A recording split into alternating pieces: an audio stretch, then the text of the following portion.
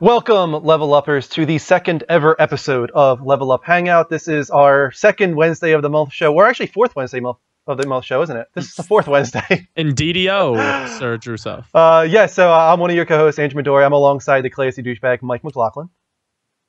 I hate that he doesn't say words during that part. He just does things. We got Gregory Verga, who's below me.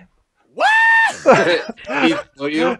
And we have the beast from the east, Dean Marchese, down there in the lower right-hand corner. Hello. I need you to explain your mood tonight, Dean. It's not real. That's probably the best explanation. I was watching you play Halo, and even during that, you were just so mellow. Yeah, you know what? I wasn't really feeling well earlier. I actually came home from work not feeling well. It's like a half day, and I've just been like kind of sleepy and just. Did you drink too many of those frappuccinos? I don't drink frappuccinos. Wait. You need to drink that. No, never. Frappuccino. That shit is awesome. I made one, but I don't drink that stuff. I drink black coffee. So That's it. Dean, Greg, would you need to get it. consider, like, if you listed your profession on Facebook, would it say, like, Dean, a barista? No, it would say probably shift supervisor. Does it not say anything right now? Barista? I don't know, but it might say barista. I don't think I ever updated from when I got promoted. I just kind of left it because I don't give a fuck. It's Starbucks to Starbucks. It says, "Wish I didn't work here." That's unfortunate. Guys, if you don't know, Level Up Hangout is our spontaneous, non-scripted, just off-the-wall show that we do once a month. So we're going to be going through the web browser. We're going to be playing some music, some videos, maybe some milky milk at some point. You never know. But if you like what we're doing at any point, do make sure to follow the show, guys. Hopefully you're watching on the new PS4 Twitch app. If you're not, do that right now. It's a nice way to watch the show on the big screen. And tell all your friends about the show. Share the show, guys. Share the show. What you guys don't know is behind the scenes, Drew takes 7 shots of tequila before hosting all of these shows. It's true. Tequila is my favorite. When we were at a recent wedding, Mike and I. And we just got a sub. Never mind that. Tobes. Okay. Thank you for the sub. Tobes! I love him. I love him so much. Tobes, wherever you are in the world, I love you and I miss you. I will meet him one day. I told him I'm meeting him. So. Thank you for the resub, Tobes. But what I was going to say was we were at a wedding, Mike and I, and at one point, one of our friends, Dan, was like, "What's your favorite hard liquor?" And I was just like, I don't drink that often, so I had no idea what to say, but I was like, does tequila count? And he's like, does tequila count? Favorite hard liquor? Well, I mean, I don't think it counts, but tequila. But if I had to choose a liquor, like what? We were playing Heads Up one of the first times I stayed with Drew and Kristen in New Jersey. We were playing Heads Up and we played like the category was adult supervision, and Jose Cuervo came up and I still have the video. And Kristen looks at Drew and Drew looks at Kristen and Drew goes, "Is that like a gin? Like what is that?" And Kristen goes, "Oh God." Kristen's like, pass. We're not knowledgeable when it comes to alcohol, Kristen. I love them both. It's so bad. It is bad. Let's go across the room here, around the room, how everybody's week is going. I'll start with you, Mike. What's going on with you? Not much, man. It's a freaking gloomy ass week. It is. It's miserable out today. Oh, it was terrible, dude. I didn't do any work today. I mean, I did, but I didn't. No, you didn't. Don't lie. I didn't do a damn thing. Did you ever actually do work at work? Yeah, there are days where I'll actually go in. Like tomorrow, I had to do stuff because those are stores I haven't covered. But today, I literally went to a store, sat in my car, played on Facebook and everything else, and looked up stuff and just wrote up stuff and went for 5 minutes and left and went to another store. I went to work with Mike one time. I was in New Jersey, and he got me free sunglasses, so that was fun. Yeah, that was actually the most effective day I've had at work in a long time. He showed up for me. How about you, Greg? How's your week going? I'm having the worst, best week in the world, and I'll tell you, ladies and gentlemen, why. My PS4 has decided to randomly shut itself off at random times.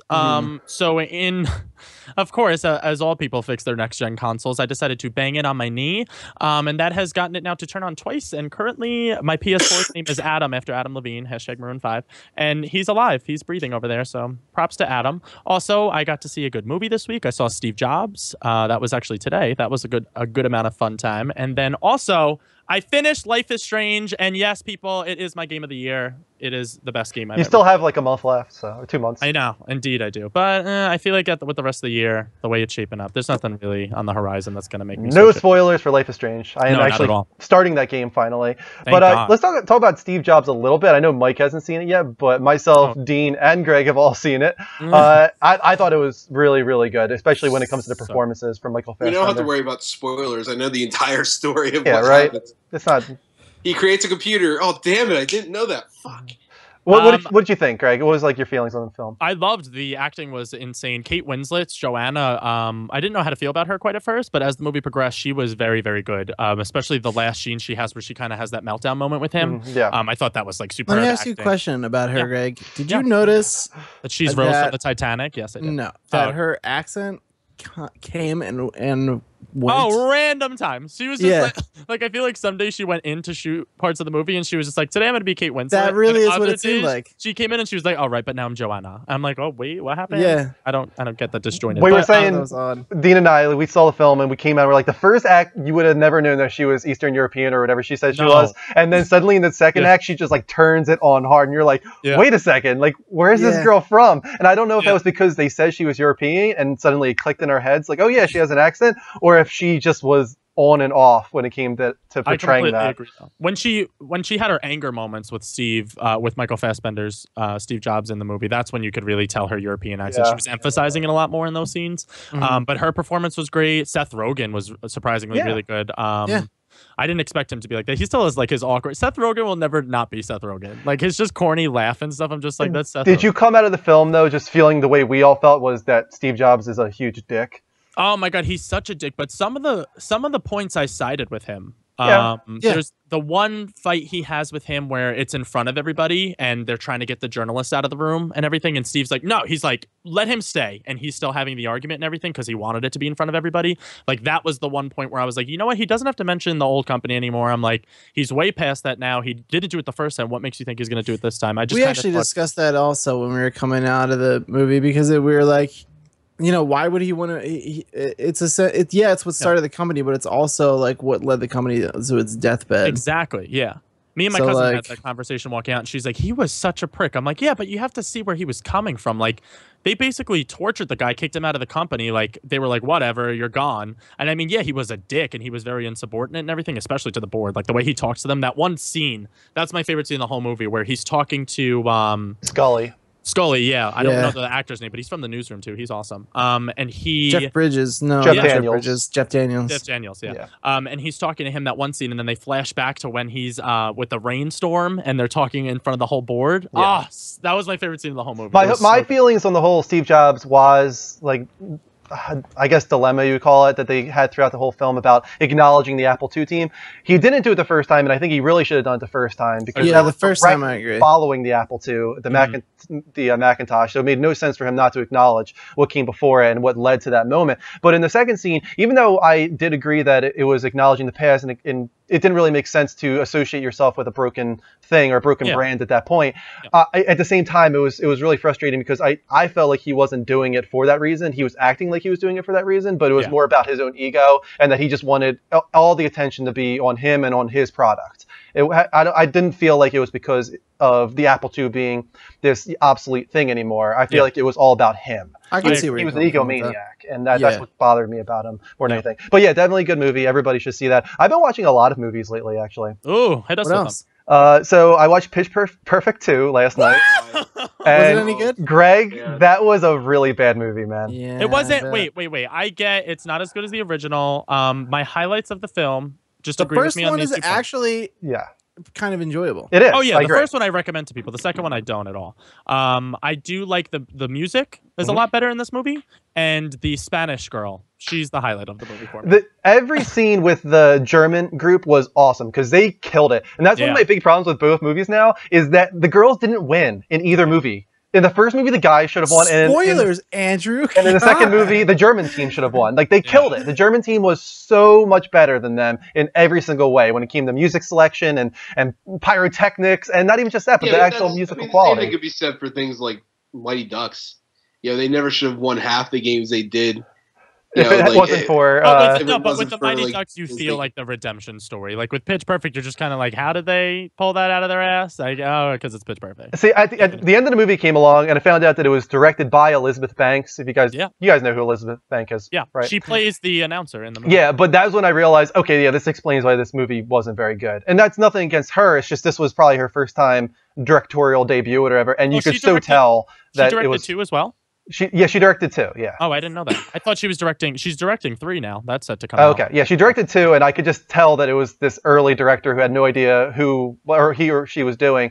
And I came out of it just like all the music was great, but everything else was terrible. Can I just say that? Does anyone else feel that like not everything needs to be a franchise trilogy? Like it was Pitch Perfect. It's about a girl a girl a cappella group. Like you do not need a trilogy. But Dean, it's Aka awesome. If it makes money, it has nothing to do with if it deserves to be a trilogy or not. True. It's just it'll keep Stella going. gets a groove back again. Yeah. God bless Stella. I'm trying to think of what else I watched. I talked about Jurassic World already. I thought that was really good, especially like the end of Jurassic World. Did you just see that for the first time? Yeah, that was my first time watching Jurassic World. It's good. It's good. I know. It's really I haven't gotten to.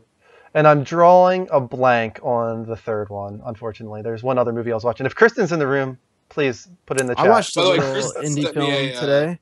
A picture. A picture? She slapped me, yeah.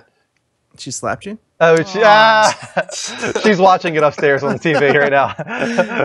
I had the Twitch app open on her for her, and I was like, it'll pop up in like 15 minutes if you want to watch us. In the chat room, Tobe says, Dean, Aka, excuse me? I love that. She didn't direct the first one, though, right, Elizabeth She Banks? did not direct the first one. I didn't know she directed the second one, but I know for sure she's directing the third one that's coming out. That's supposed to release in 2017. Dean, I want to hear what you think of Halo 5. Ooh. Halo 5 is really good. I popped it in, and I have vowed, along with Rick, to play through the campaign together. So we have been holding off on that until we're both available and just playing through it slowly. So I popped in the multiplayer, and at first I was like, I don't know, like I couldn't get to grips with it, and I think it's just because like Halo was like the first person shooter that like I really like dug into and like was like, oh, I like understand this genre now. Hashtag teabagging. Hashtag teabagging. And What's that hashtag? I hadn't played it in such a long time, and I was also playing against like my first round was against people who were like way too good. And then like we got into the campaign, and I was like, this is actually pretty awesome. And it's weird because a lot of people docked in the reviews that like the campaign is too convoluted. It is. It's like any science fiction thing. It gets like way too complicated for itself, but it's fun, and like you understand the baseline.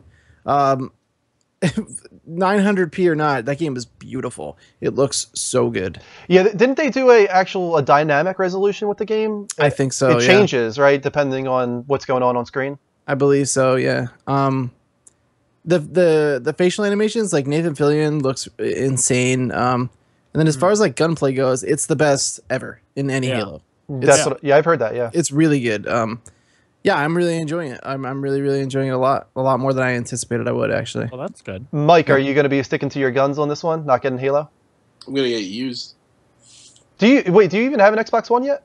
No, yeah, I'm waiting. Okay. I was actually gonna get one, and then I was like, you know what? I'm gonna wait for Black Friday, and then we found out like all the bundles that they're doing and the freaking deals. So I'm glad I waited. So I'm gonna hold off. I got about a month till it kicks in. Some of the bundles are freaking awesome, so hopefully I'll get one. Yeah, there's a deal on Amazon right now. It's not as good, but there's a deal. If you buy an Xbox One, you can select any game you want. Kristen is calling me right now. Let's find out.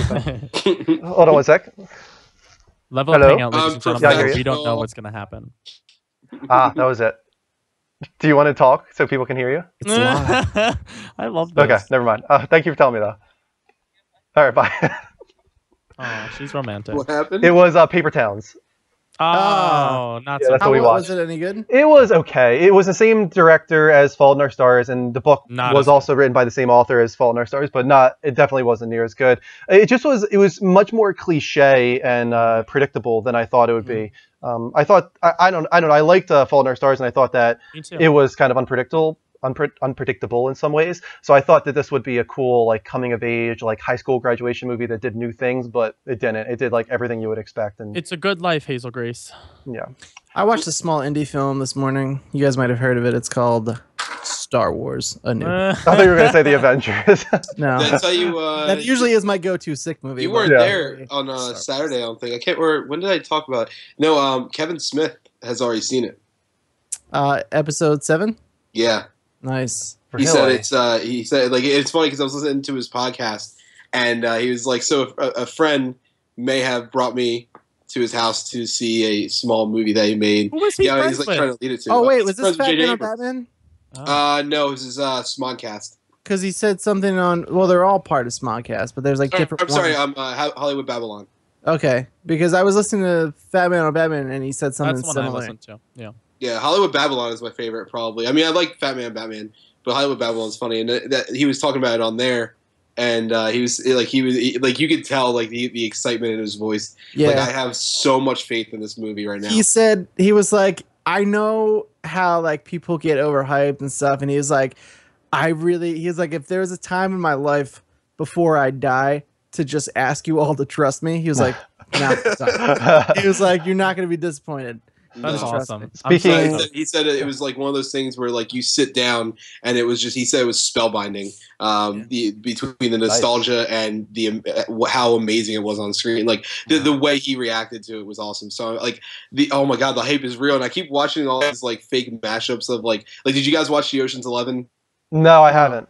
All right, that one's funny. We can watch it if you want. Yeah, it's actually. You know what? Why don't we bring that up? It's actually You want to watch it? I was gonna say, Spellbinding, very good use of adjective and verb, Michael. That's good. Thank you. speaking of Kristen, Steve Jobs, and Star Wars. Oh shit! Triple is- threat. We saw Steve Jobs, and we were very upset that Star Wars didn't play as a trailer before it. dude. And there was multiple people in the audience that shared our emotions on that. Like actually said it to us, like, yeah, man, where was Star Wars? And then afterwards, I'm talking with Kristen. She's just like, I don't get it. She's like, I don't understand. Aw, like I why? Like why do people go insane over this series? And I'm just like, I'm trying to explain it to her. It's hard to explain though. At the same time, like, yeah, I think if it's like if you weren't in your PJs holding a lightsaber sitting in front of the TV as a child watching it, I think it's just missed on No, you. it's lost on them. If you didn't grow up with it, it's not something that you're going to ever have the attachment to that everybody else in the entire world did. yeah. Jen's the same way. Like I sit there on the TV, I'm like, no, you don't get it because like this is where the Empire is trying to take it, and she's like, okay. Okay, so let's open up the browser here. Speaking about trailers and Star Wars, Dino, I know we're very excited about this. I Captain called America: Civil War's first trailer is supposed to premiere before Star Wars. That's the rumor, right? Yeah, I saw The that as a only rumor. thing that could make that evening better is if someone's like, here's your bag of free gold. Yeah, really. Can you guys see this right now? Is it called Akbar's 11? What's it called, Mike? No, it was the Ocean's 11 reaction trailer. Okay, Yeah, Star Wars 11, Ocean's 11, The Force Awakens trailer reaction. Give me 1 second. Maybe, Probably that one. Let's try that one. Let's see. That is too funny, Dean. I'm still laughing at Okay. Yeah. All right, this is it. I like this. Hello.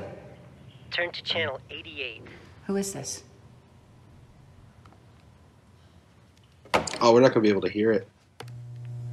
No, we won't. They can though, right? Yeah, So they can hear excited it. for Julia Roberts' new movie, The Secrets in Their Eyes. BT dot. The Inside Out characters reacting to the trailer is another great one. Yes, that's my Is favorite that a one. good one? This is probably my favorite. Whoever like chopped everything up. 哎，Sing song 的老板，我们以前 Nah. 以前打过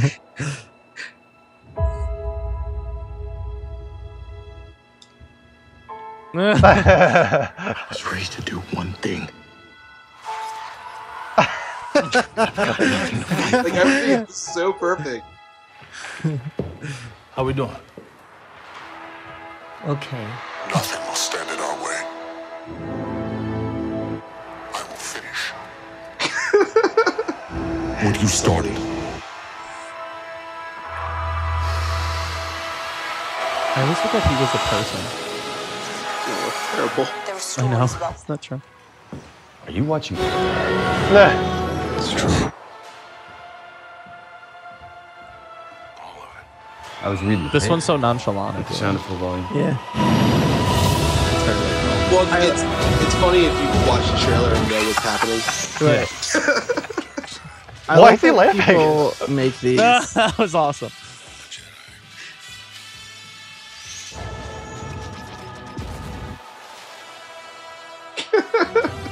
They're real. Yes, Nate, I was talking about Bernie Mac. It's calling to you. I loved these movies. These movies are really good. I like the first one a lot. The first and the third are my favorites. I was just gonna say the third one's up there for me too. Yeah, the third one was good. That's funny, Mike. That is really good. That was really good. You made it funny. The Inside Out one's really, really good too. We don't have to show that, especially right after that one, but that Yeah. was No, it was good. I think we're all just kind of blown away by that trailer. Yeah. indeed. That's amazing. Yeah, it's funny. I literally, because today it was funny. And I was listening to Hollywood Babylon today, and they were breaking down the Star Wars trailer on Hollywood Babylon, and it was just funny because I've listened to the music and I'm just like, I know what's happening, and like it's funny because it's almost in the same sense of seeing a movie and having that reaction. Like, I don't know, if like you play the music for yourself right now without even looking at the trailer, I'm gonna guarantee you, I know for a fact Dean would, I don't know about either of you two, but I know for a fact Dean would just like get that like excited like ball expanding in his chest. Like, I want this. I'm getting like that more and more as time goes on. It's just like it's becoming more and more real that we're gonna get like a new Star Wars trilogy. It's been 10 years, and the prequel trilogy wasn't the greatest thing in the world for sure. So it's just really exciting to have another chance at this. I just have so many fucking questions. Right? Like so. We already did questions. you missed it, Dean. You missed it. We did our trailer reaction. I know, but no one. We can't answer them anyway. The only thing that can answer them is this damn movie. Yeah. Real quick. What was that? So we're on the topic. Pull up the poster real quick. Pull up the poster? Yeah. I agree with you 100%, Drew. I'm not trying to give he's like, Kevin Smith said, and it's not a spoiler in any way, but he's like, a lot of people are like looking at the poster and they love it and everything, but no one's paying attention to this guy right here. I'm going to try to point him. I want to see it myself because I haven't looked at it since. There's so many fake ones. It's unbelievable. Yeah. Really? People have been craving this for forever. There's a real one. There's like no real one. Dude, Maybe look up like official poster. The power of Star Wars is so real. Like, it's kind of scary. Okay, it's official. really crazy how after all this time it still Forbes holds like say such that cachet. they didn't think it's going to sell well enough over the holiday. I have no faith in that company, in that group. Yeah, right. Okay, here we go. I found it. Here we go. Let's put this up on the screen here. All right, what are we looking at?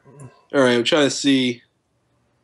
Oh, my girl. She looks so good. I love her. And you basically confirmed that she's a star. Go down a little more. Oh, my God. There's apparently the guy, I can't remember what his name is, that was cast as him, but no one's paying attention to him at all. You mean Poe? No, not Poe. Oh, you know what? Next to R2-D2, maybe? Is that what he's talking about? He was saying there's somebody that we think that's the Lupita Nyong''s character, the CGI character. Yeah. I don't know what her role in this film is going to be, but I wonder. We talked about it in the trailer reaction. Like maybe that first voice that says "Who are you?" Maybe that's I think that's her. who it is. Yeah. She's coming down into the crushed Star Destroyer. Dean, the thing that you missed, we talked about, is the framing of this poster. Specifically, that Rey is right in the middle, and that her staff lines up right with the red lightsaber. So it makes it feel like she's going to be the one that's torn between the light and the dark, while Finn is all the way on the right side with the blue lightsaber. Clearly, he's good. Do you think there's a possibility Rey is going to be the one that is going to be maybe going to the dark side? I think she's going to be like in the similar vein to Luke, where like she has to. In order to get done what she needs to get done, like Luke kind of had to straddle that line, like very finely between the dark and the light. And I think because it's all about. It seems to be all about the Skywalker family, and I think she's the daughter of Luke and Han, like a lot of people think. And I think that's going to be Luke and Han. That's a weird that's right. It's going to be very progressive film. Star Wars. It's going to be a very progressive. She's a transsexual born from Luke and Han. It's very progressive. Between Han and Leia, and I think she's gonna have to like really shadow the line. I read somewhere that she has the same training as Darth Maul. Someone said. I don't know how credible that is, though. I read that too on IGN. Yeah, was that where it was? IGN, they interviewed her, not her, but somebody that was a producer on the movie, and they said that she trained with the same guy that trained Darth Maul. What would you guys say if she went to the Grey? She was a Grey Jedi. No, like is that canon? I saw that. I was just gonna say, well, that here's quote the thing. No, it's not. First off, it's not canon. Mhm. But J.J. Abrams has been taking a lot of cues from the extended influences, universe. Yeah. That is not canon as well. So it could just. I mean, what is your thoughts on that? I know some people are like, "Fuck no, that doesn't make any sense." There's no I don't such thing as Gray. I don't get it. Could you explain like what's the deal? The Gray Jedi. Gray would just be neutral. Basically, you don't say like, "Oh, I'm all good." Like for instance, like. You know how the Jedi have certain powers and everything like that. They have certain rules and faiths and beliefs that they follow, and just a line of guidelines that they follow. Whereas the Sith are just out for power and destruction. The Gray are in the middle. They're not out for power. They're kind of like the agnosticism of the Star Wars. Right. They're kind of like Riku from Kingdom Hearts. Yeah. So you're saying? So the question is, how would I feel about her being agnostic? Like Gray. No, I don't like it. Okay. She's light or dark. There is no between. On the I think it's flimsy. I think you need to, like, the Force is so powerful. Like, I find it hard to believe that there's an in between. To quote a very, very smart creature, do or do not. Yeah, there is no try. That's exactly it. That's exactly how I feel about it.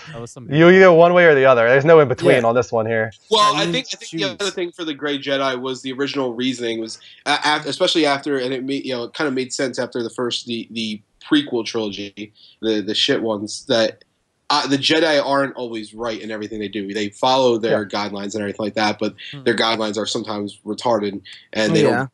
They try to do the right thing and do the wrong thing in turn. So the Gray are just like, I'm not following you. I'm not following that. Either. I'm gonna go do my own thing, and then. But also, I find it impossible for them to exist because the dark side is much of the mentality that, like, if you're not with us, you're against us, and so you die. So like a Gray Jedi showing up and he'd be like, wait guys, I'm not on anyone's side. They'd be like, you're done, you're out.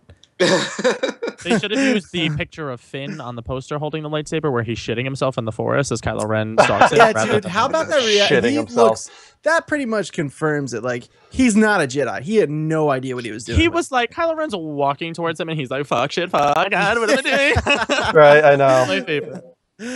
Rick, I think, was the one in the chat room asking, "What about the Chrome Trooper? Like, how we feel about that character? Who is that character?" Phasma. Phasma. She's the first female stormtrooper. Yeah, I hope she's just totally evil. As far as we know, I want her to be terrible. Too. Yeah. I kind of picture her like, nobody watched Clone Wars or Rebels. I watched some of Clone Wars. I kind of picture her like the I'm blanking on her name actually now that I called myself out. That's rude. Good job. But the bald Jedi Sith that goes after the Rebels. That's a picture of her. She was also in the Wii game. She was like the best character to play in that game. She had the double red lightsaber. I mean, I feel like I can't remember her name. God, what's her real name? Good with this. Brienne of Tarth. Yeah, what's her real name? Gwendoline Christie. Gwendoline Christie. That's what it is. Yeah, I feel like she does. You know what's funny is, and don't hate me for this, but there are some times where I fucking loathe her in Game of Thrones. Really? And I just want, you know what? The attitude that she has sometimes, like especially in the most recent season, in the last season, there were just like some of the attitudes that she had. I'm like, I want to punch you in the face, just like so many times. And I feel like that because she has that, very antagonistic, very angry side to her. I feel like she's going to pull this off really well. I get that. She has moments where she gets under my skin too in that show. Yeah. I just know my girl Daisy's gonna crush it. Yeah. I wanted to say real quick, we got 28 people in the room, which is awesome. Thank you for joining us, guys. This is Level Up Hangout. It's on once a month, spontaneous, unscripted. We're just talking all things gaming, movie, TV related. We're on Star Wars right now, of course, as always. But if you guys like what we're doing at any point, make sure to follow the show. Hit that follow button, especially if you're watching on the PS4 Twitch app. That's where you should be watching us, hopefully. Share the show as well. Tell your friends and family and build this community here. I found an article that might be interesting for us to talk about. Articles are fun. It is maybe spoilery though for Metal Gear Solid 5. Oh, okay, yeah, we can spoil that. Can we talk about That's a that? game that I'm not finishing. So good. I thought he was about to drop a bomb on us. Like so according to I'm on NeoGaf right now, Famitsu, Kojima is hiding something. I mean, we've kind of guessed at this for a little while, right? Okay, so this is a translation from Reddit. The majority of the article summarizes what we already know and feel, that there's a phantom pain left behind after episode 46, a blank, as Kojima describes it in the novelization afterward, whatever happened to revealing the biggest mystery in the Metal Gear Solid, as was described in the game's marketing. Kojima is still hiding something. Let's see here, what do we got? This is bolded, so this must mean something. Famitsu ends the article saying that because of this theory, they're temporarily bringing back their Metal Gear Solid 5 stream, previously done as a countdown to the MGS5 launch, for a special presentation on October 30th on nuke development FOB strategies. Go up, stop. Right in the middle, looks like the quote by Kojima. Or, I'm sorry, the quote by Mori, it looks like. There's only one thing I'm allowed to say. You should definitely play FOBs. I can't say why, but if you really want to know the truth, you should play FOBs. Drew, you're FOL. Yeah, Kojima said, in MGS5, we hand the story, excuse me, the legend over to the player. That's how the player becomes the big boss in the MSX2 Metal Gear. You play the game as you will, raise up your mother base. Excuse me. Take a drink, man. I don't have a drink down here. Drew, this is actually an enchantment. I have the what's it called? The vocal cord fungus from Metal Gear Solid 5. Do you guys even know what that is, Mike? Did you even get that far? Oh, you're the worst. You're the absolute worst. Hey, I think I had that last week. I was like coughing a bit. No, Greg, that's syphilis. It's completely different. Oh, right. That's the thing I do, the pill. Rick and I have been talking about this a lot, like individually, actually, in our own chat, because we are both of the opinion that something really went wrong here, and that there was supposed to be this Mission 51, as we've talked about, but Rick has gone so far to think that like there's going to be like another chapter revealed, and Kojima is like this huge conspiracy theory where he's maybe not even fired, and that's why he's on vacation, and all this crazy stuff like that. But yeah, that's so weird. The whole vacation. Can you imagine, like, dude, how terrible would that be?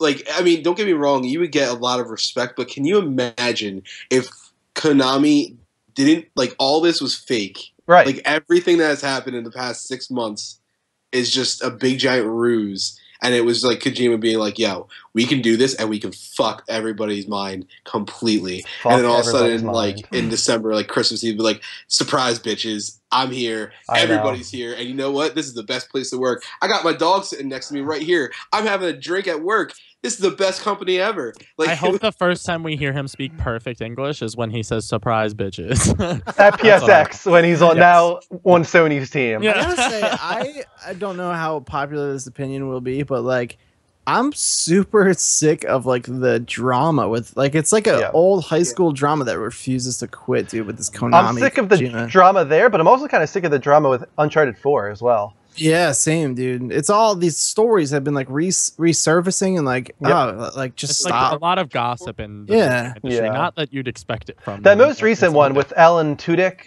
you know, the actor from Star Wars and stuff. Yeah, that was like so weird. Like the way he's like, I made friends with a lot of people, not at Naughty Dog. It's like come on, like be professional. Sorry, we left you, Nolan. You're the only good thing that's there. I'm like, come on. Right. At the same time, you know, and this is something that I don't know how stringent, how closely you guys have watched the industry and everything like that. But Drew and I have been watching the industry for the past decade. I don't know about you guys, but we haven't talked to them. Like me and you had conversations. I didn't know Greg then, and I didn't talk to Dean as much. But like I know me and you, and we, at the time, when we first started really looking at it, we were hanging out.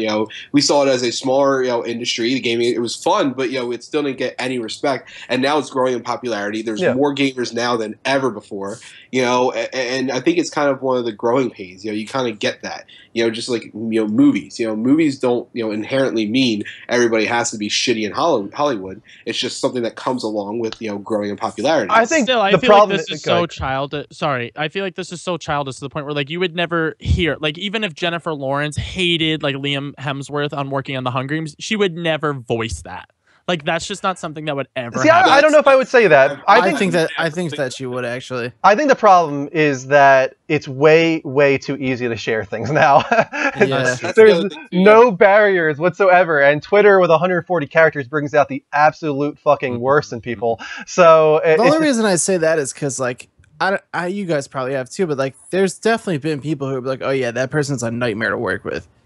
Oh yeah, 100%. Bruce Willis. Look at Kevin Smith. You listen. Yeah.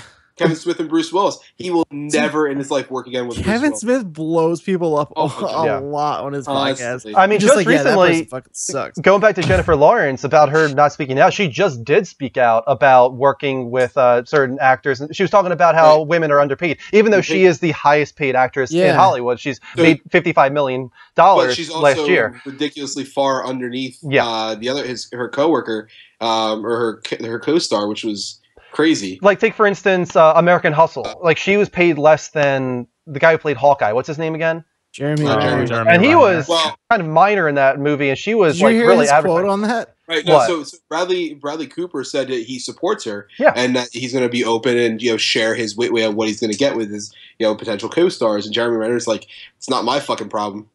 Well, Oh, what he geez. said was he was like it's my job to act. He was like, I don't negotiate contracts and Well, stuff. He yeah, was it's like, not his my job to deal. be like, give Jennifer Lawrence more money. Right. That's not And, his like, job. But I'm like, I get it, dude. If I was an actor, I'd be like, look, I'm just trying to work and get paid and go home. Like, No, but here's sorry.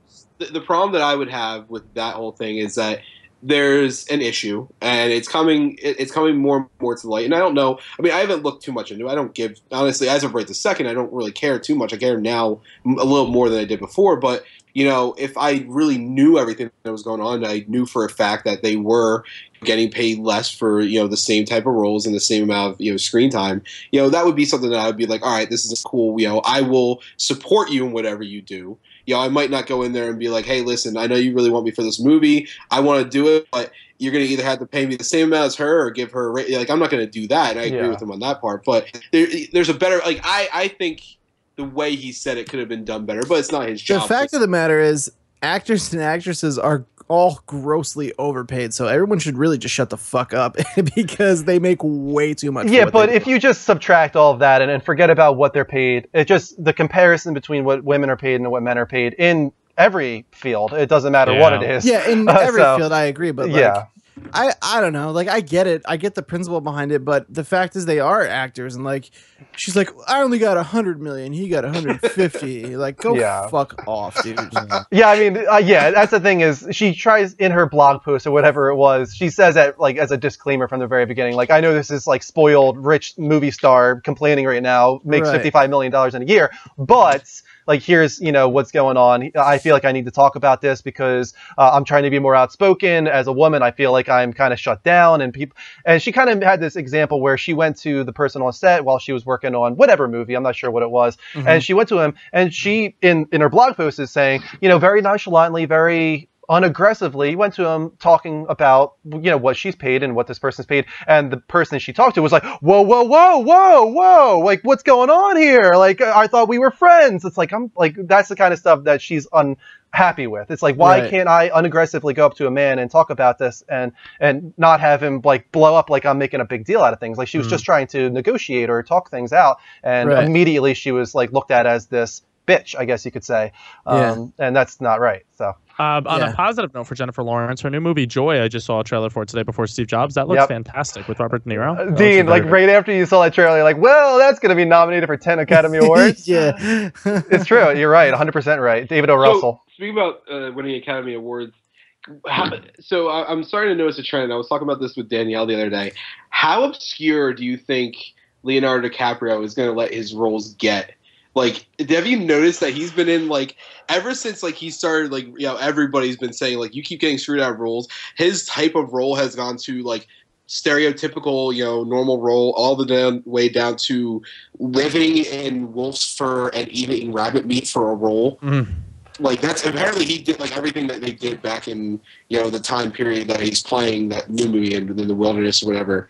Like, he actually they tried to get all the actors to act like they were actually in that time period. I think it's called The Revenant, maybe. Yes, The Revenant. It looks freaking intense. It looks good. I'm excited. The bear attack scene is ridiculous I looking. haven't seen this at all. Here's what I want to talk about, and we will talk about this if we can, and also we'll like preface in the chat room. Has everybody watched The Walking Dead? No. I'm only on season 3. Then we won't talk about it. Never mind. Yeah, please. Okay. I somehow managed to avoid all spoilers, and I'm like, how did you avoid that? Behind. It's been everywhere. I don't read stuff on, like, when I see like true. It's very, I get it. Like, a lot of people get pissed that things are spoiled, but like, honestly, like, if there's something out there that like you don't want to know, and you see just like the title, like The Walking Dead, shut it down. That's what I do every time. I watched how many 5 seasons of Breaking Bad, like 3 years after it stopped. I didn't have one spoiler. The only time I ever get spoiled, and I hate to say it, is in the Level Up Show chat. But I end up blocking it. It really does That's the happen, only time though. I've ever been. Yeah, spoiled. the Level Up show. I'm actually. on Sunday, I don't look at it anymore. I'm surprised Drew didn't see it. 'Cause, I barely look at the chat on Sundays anymore. I saw it, and I didn't even watch this season. I actually didn't even finish last season. That being said, the spoiler might not even be a spoiler. Right, and I heard that. I'm not going to talk about any more than that, but it might not even be. And what for The we think Walking it Dead, is. for me, I already kind of know everything from the comics. So like, when a character is in a predicament, I'm kind of just like, oh, all right, I know what's gonna happen. Instead of continuing trying to beat around the bush here, let's. I don't want to like bring it out in the chat or anything like that because I don't want to spoil it. I'm looking at the latest movie trailers. I'm trying to see if there's anything interesting in here. I'm stoked for The Good Dinosaur. I can't wait for it. That looks so good, anyone dude. to see that. I'm I trying saw a trailer for that again, and I'm like, I need this movie. See, it's funny because like movies like that are like Jen's Star Wars. Like it's really funny. Like we were walking. When we went to see Steve Jobs with Andrew and Kristen. Like we're walking down the hall, and they had like the Good Dinosaur poster, and she sees it. She's like, "Gotta see that." Did we ever tell you the story of the time Greg, Kristen, and I we went to see Inside Out? And Greg, I think you'll remember this. And the Good Dinosaur trailer played, and we were all like enamored in it. It looked so beautiful and like cute and all this. And then it ends, and the title card comes up, and Kristen goes, "Oh, but it's a good dinosaur."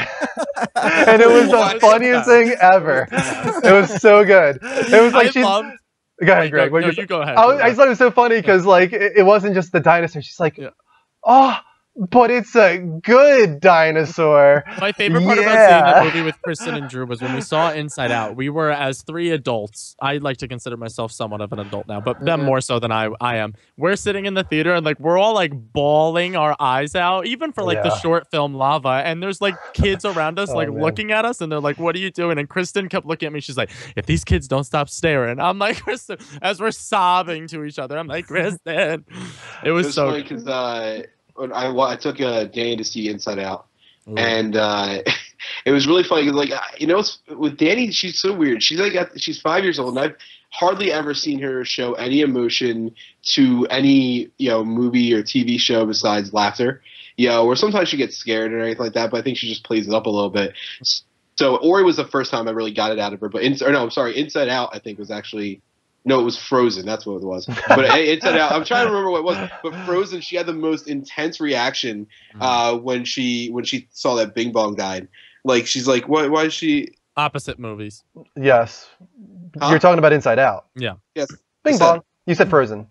No, I was trying to remember the first time. I was trying to remember the first time. Frozen was the first time she had an emotional reaction. I said Inside Out was the most intense one that she had. But like, she's like, wait, where's he going? And I was like, he's going away. She's like, he's dying? And I was like, yeah. She's like, and her face just like got destroyed. See, at the same time, I feel like, spoiler alert for Inside Out, the whole point of that scene is as an adult watching that film, you're supposed to connect with this idea of having an imaginary friend when you're a kid. Like a little kid is not going to really connect with that the way that someone like of our age would. No. Right. Inside Out and the latest generation of like Up and movies in that vein for Pixar, Disney Pixar, are the ones that I think the kids can watch and get them through, but they're steered towards adults. And the connection and the emotional story that you have with these movies is so, you don't think it's gonna hit you, but now like I go into a Disney Pixar movie with the intent of like, Greg, you need tissues. Like, this is going to happen. And, like, this scene's going to make you break down as a human. I feel like that's every single movie. You need to just have tissues in your back pocket. I didn't cry at Pitch Perfect. I won't lie about that. The Good Dinosaur looks like it's going to be one. The Good Dinosaur, the trailer. I'm like, Greg, go get your Kleenex now. When the kid, like, hugs his paw and he's like, I miss my family. You don't understand. I'm like, fuck, I miss my family, too.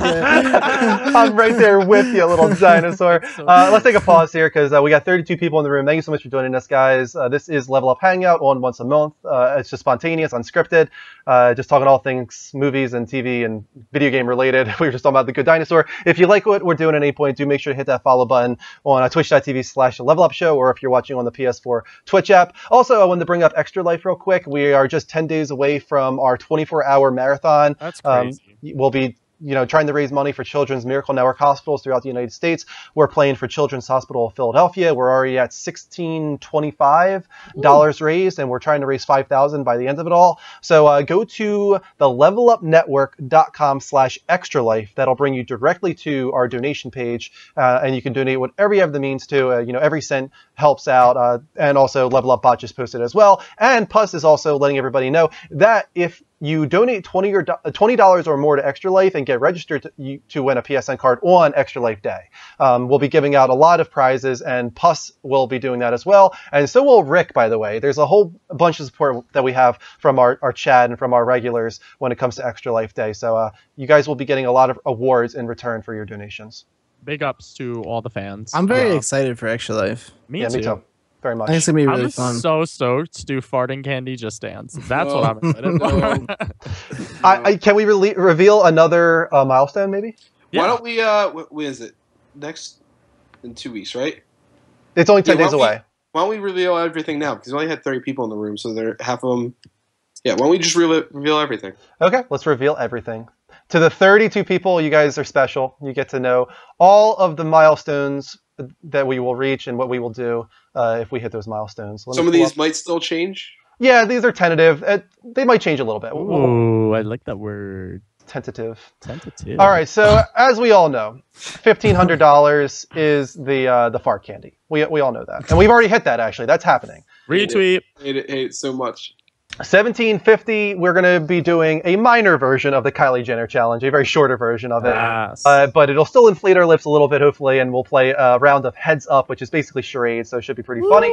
$2,000, the entire crew is going to drink a glass of lemon juice to honor Greg's loss in the Trophy War when he drank the lemon juice. $2,250 is the Chubby Bunny battle. That is where we're all going to try and stuff our faces with as much marshmallows as possible. The person who gets the most marshmallows wins. I think the person who gets the least marshmallows should probably donate, is my opinion. But I like that. I agree with that. $2,500 is the Tin Can Challenge. That is where we, Dean's not so happy about this one, I know. No. We're going to have a bunch of cans of the same size, random cans, and we're going to pull the labels off of them, and then we mix them all up, and we choose one, and it might be peaches, it might be corn, it might be dog food. So that's going to happen. And this is where we get into uncharted territory now. You guys don't know about these milestones. So at $2,750, we will be doing a lip sync battle tournaments. Yeah. Probably be like 2 or 3 rounds, whoever wins goes on to the next round. We'll do 2 or 3 rounds of that. $3,000. This is the one that's very tentative. We're not sure about this one yet, but we were considering doing a music video reenactment, but we don't know what that video would be quite yet. Because we have written down there we're gonna reenact "Do It." Yes. And Do it. No. Maybe we should do the Milky Milky Milk instead. Nope, that's even worse. Yes. So worse.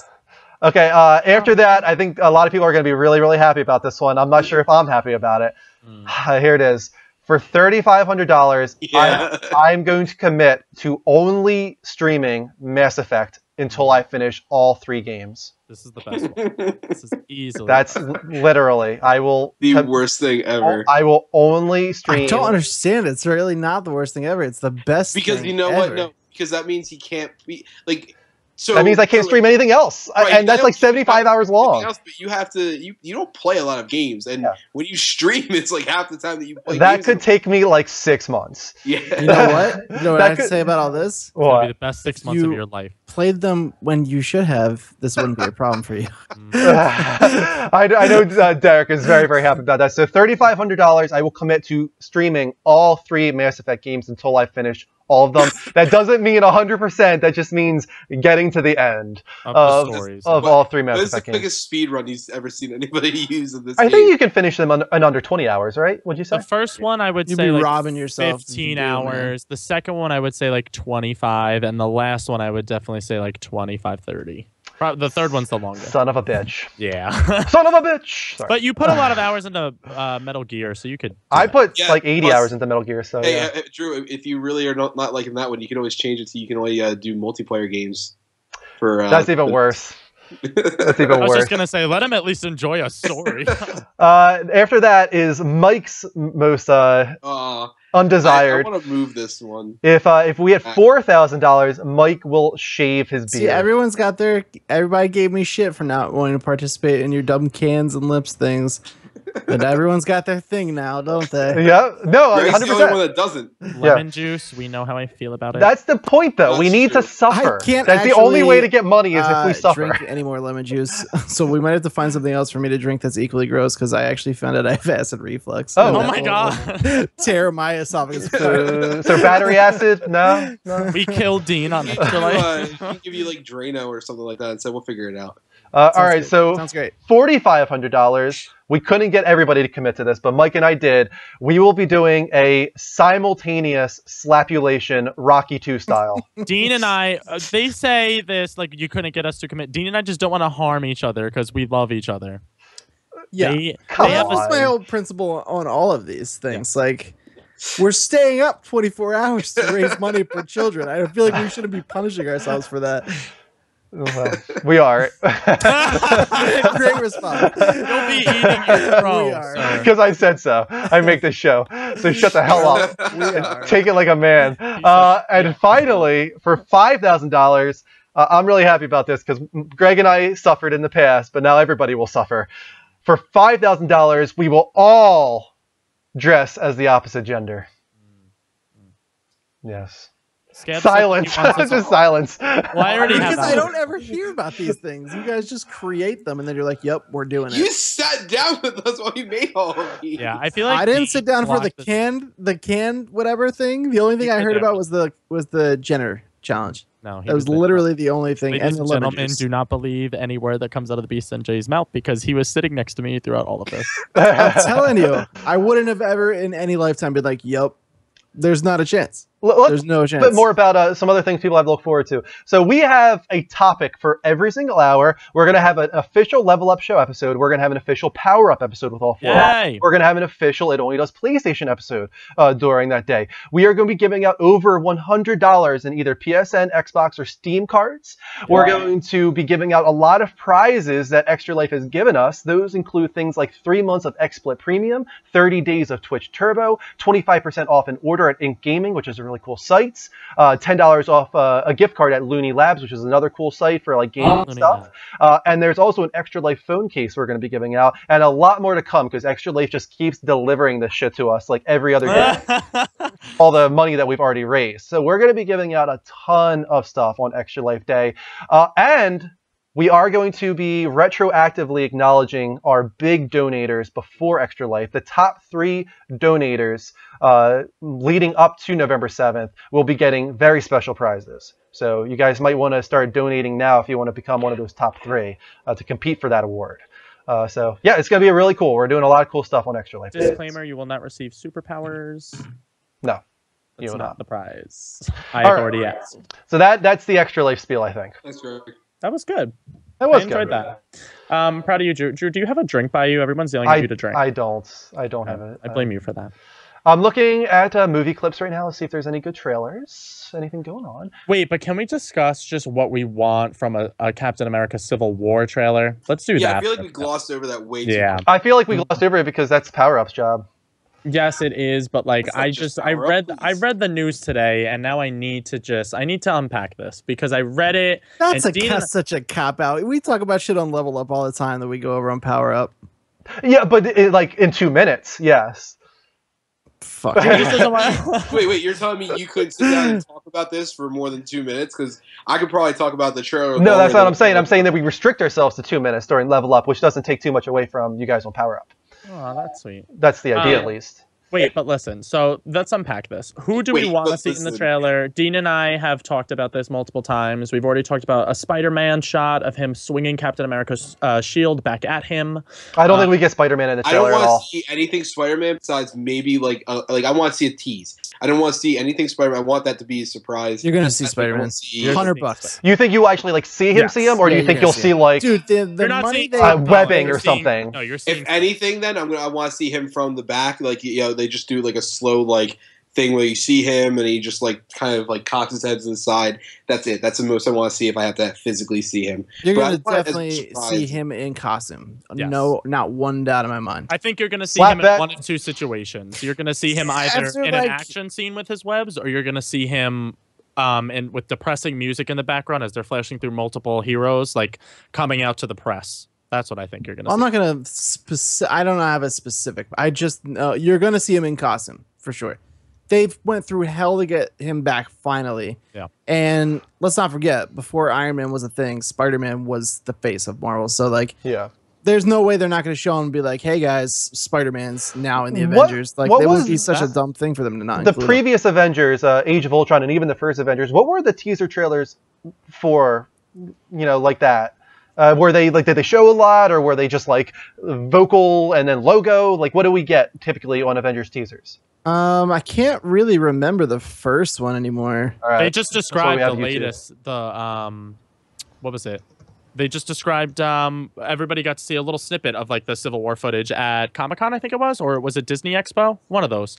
And they said, they listed all the information there for you. And basically what it is action shots back and forth, couple one-liners, but for Ultron, it was mostly just Ultron's mysterious voice. And then finally, before the movie released itself, it was the shot of him. So here's what I'm talking about. This was the first teaser for Age of Ultron. Yeah, and they melded the helmet in. This is what I'm talking about. Like, Yeah. they might not show us anything. They might just do this kind of bullshit. Well, think they so, said not if they it's- said the first trailer, not a teaser Yeah. though. But it is a teaser. That's the thing. Any first one is a teaser. Is it though? Because anymore they call it a teaser and it's a 1:30 trailer usually.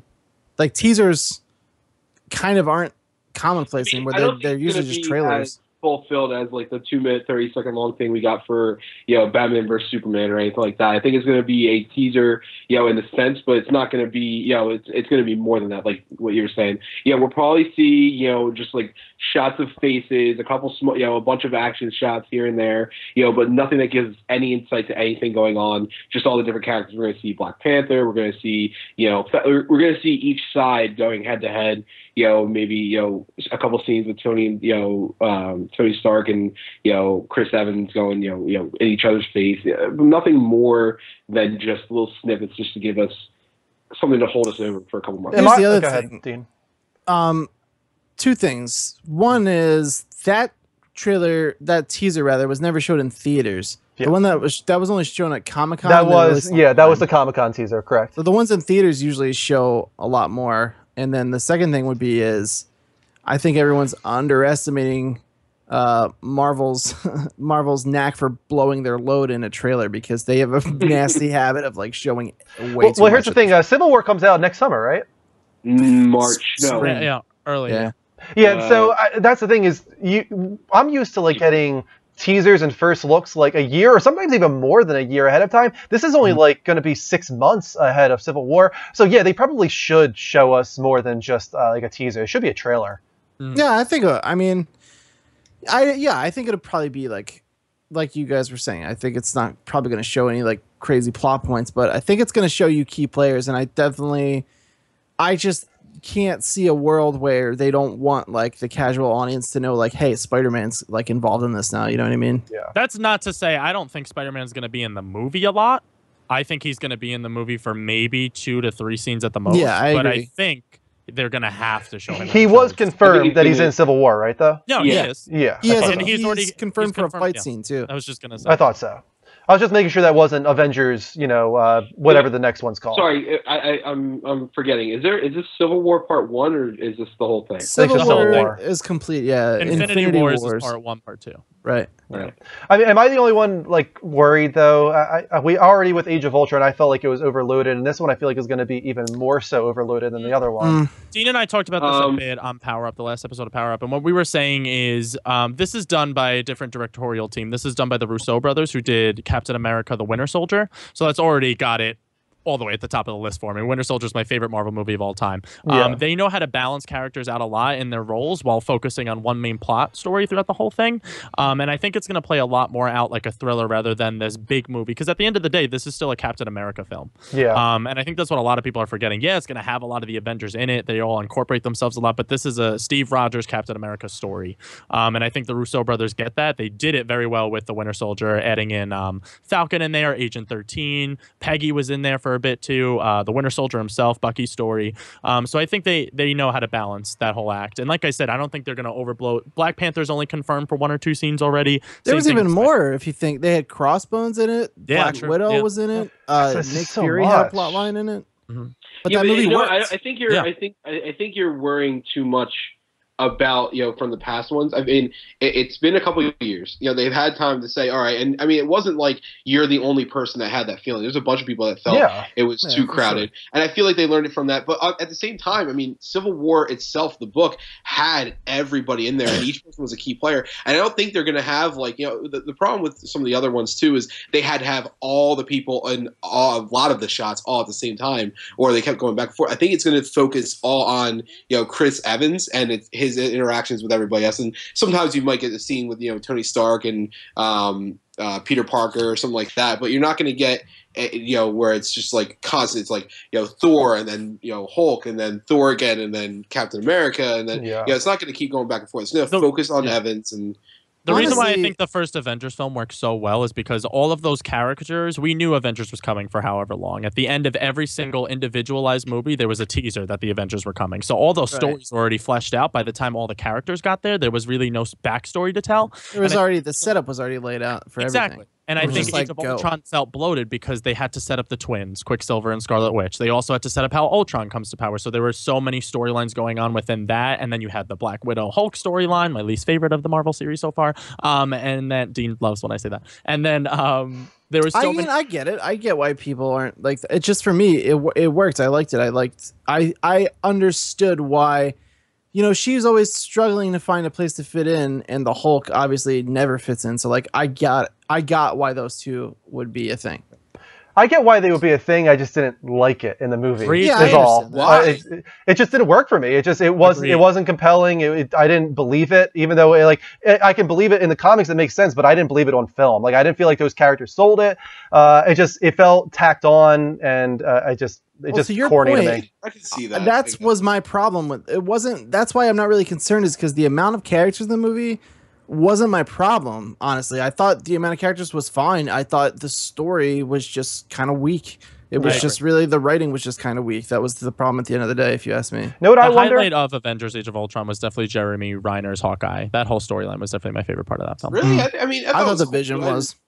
Yeah. See, the Vision stole the show. Even Hawkeye's story with the wife and stuff, it all felt so tacked on to me, so just thrown in there to have him have some small story. I was surprised we have a wife, and this is why he's not going to be in the films anymore. It just felt so. I don't think so. I mean, it was so much more. His plot, his whole arc is what really like carries through the entire movie. It's the only plot line that carries through the entire movie. Is like. He's the human. He's the human that's reminding all of these superheroes why they're a team, why they're fighting, because like humans are so fragile. And he's always the one, if you notice, he gets hurt like several times. Yeah. That's like the theme is like he's there to remind them like who they're fighting for. Yeah. No, I have no problem with that. Can I ask what the hell's going on in the chat about kissing Kristen? What?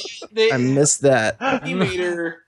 Somebody made, I don't know if it was Brad or Teamater that made a joke, and Brad's not letting it go, and Teamater's being his normal troll self, and Brad's continuing to not let it go. There are only 2 people that are allowed to kiss Kristen, one being Drew and the second being Bogey. Other than True that, story. nobody else. I thought you were going to say you, and it really creeped me out for a second. No, I got another Kristen question. And I could never kiss. She's my sister. I have another question. Rude. Should I watch Winter Soldier before I see this movie?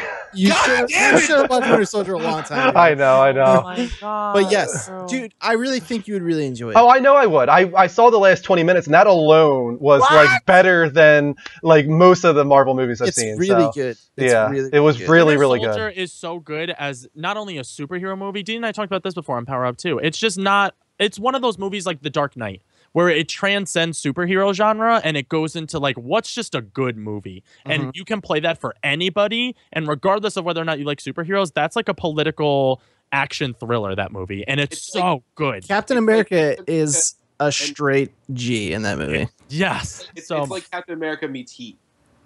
Meets Heat? Yeah.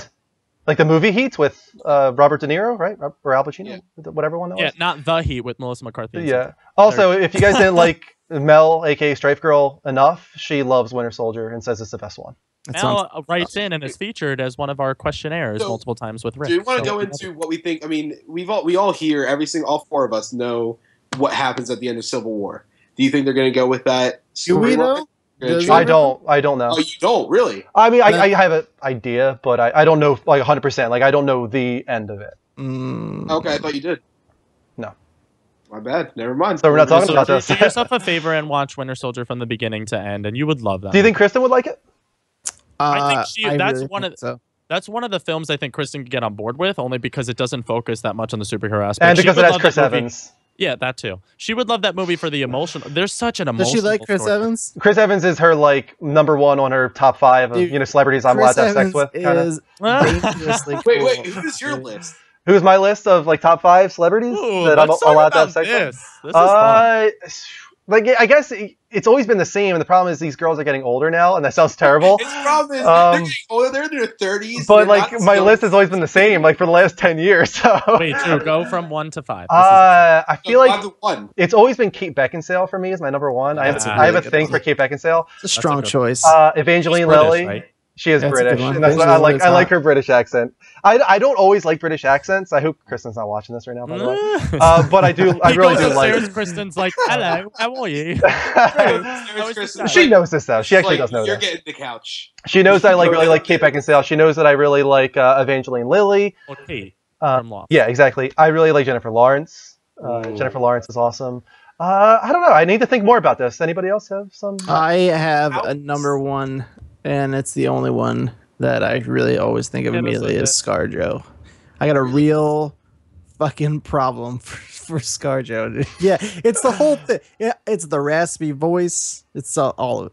Okay, so like I don't know where to come down on her last name, but for females for me, Charlize Theron or Theron, however you like to pronounce her last name. Yeah, she's beautiful. She makes me happy to live. A woman that has aged quite well. She's like 40 something, right? Yeah. Oh my god. She's gorgeous. She's Yeah. Another one gorgeous. for me, Jennifer Aniston is up there. Love her. She's hot and everything. I could totally dig. Jennifer Aniston's another good one. I don't know if you guys would know her. She plays Amy Pond in Doctor Who. I forget the actress's name. She's a redhead, but she's gorgeous. I love her. And I think that's really it for me for women. Rachel McAdams. Can't forget about How my has girl. nobody said Emma Watson?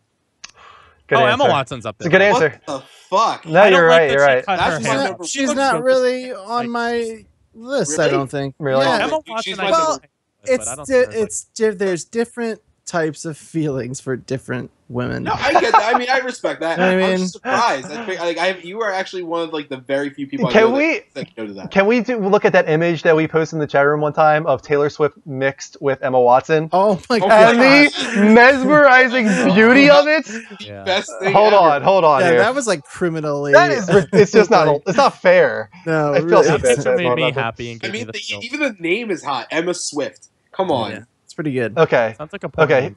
here we go. See, like Emma Watson is really, she's beautiful. She's really pretty, but like, I wouldn't Emma Watson goes into a category with do me with like or Zoe feel Deschanel. the same way as ScarJo. Okay, guys, as, are like, you about ready for Emma this? Are you Watson. prepared? Wait, are we showing the image? Yes. Are you Oh, guys God, ready I'm for this? Are you scared? Look at her! She's so perfect. It's really ridiculous. I picture her like a British songwriter that also loves to just watch Star Wars and You know, like loves life. what's funny about this is I didn't know you guys like what you guys were talking about, and I go in and I'm looking on my phone and I'm like, why are they posting pictures of Taylor Swift? That's not Taylor Swift. No, it is Taylor. Who the fuck is that? Whoever did it did a really good job. Like, it's just Yeah. so perfectly melded Yeah. together. Like, I can see Emma Watson, I can see Taylor Swift. It's like, it's both of them at the same time, and it just proves that those two girls combined probably make the most beautiful creature. I found a in the world. whole page of those where they mash up like different celebrities just to make like the greatest looking people on earth. Yeah. That's That awesome. was by far the best one though. back to GFN Mike's says, point holy about shit, Emma that should be illegal. It should Back be. to Mike's point though about Emma Watson, she's in like a secondary category of women. Like there's women that I see like Charlize Theron where I'm just like, I need, like, if I had the chance, like things would happen. But like there's a secondary category of girls that are like Zoe Deschanel, Emma Watson, Emma Stone as Gwen Stacy, especially as Gwen Stacy. Like Emma Watson is like very pretty. She's cute. I would want to protect her. But like I don't think that sounds so bad. That like I want so to. I'm gonna be that guy for a minute. Then I don't really have a list. That's the same list that I have. That's the only list I have. I don't have that like I just need to do her. Oh my god. Mike, if they dropped a key in a bedroom and Charlize Theron was on a bed, you wouldn't just go for it? Come on. I'm not saying that. I've never had a list where I was just like, you know what, her right there. I don't want her to open her mouth. I just want her to lay in the bed. Like that's not how I ever approach. No one said they can't speak. Now you're getting weird. Yeah, now you're getting to like American Horror Story. We really need a female presence on this show, guys. Yeah. We really, really need one. It's getting out of hand here. Miss Mel says, I'm so glad I watched this now. Looks in mirror. I'm sorry, Miss Mel. Bulldog Brad said Beth from Walking Dead. Greg, you were always into Beth from Walking Dead. No, I liked Beth. I wasn't like I would date Beth, but like Beth is on my secondary list. She's not on my Charlize Theron list. Like people think I'm weird for Rachel McAdams, but like she does something to me that like I can't describe. Like when I see Rachel McAdams, like she makes me feel. See, she would be on my secondary list. Yeah, that's what I'm saying. But each person has like that list of feels. Teammater, I will not show Isabella Moner considering she's only like 14 years old.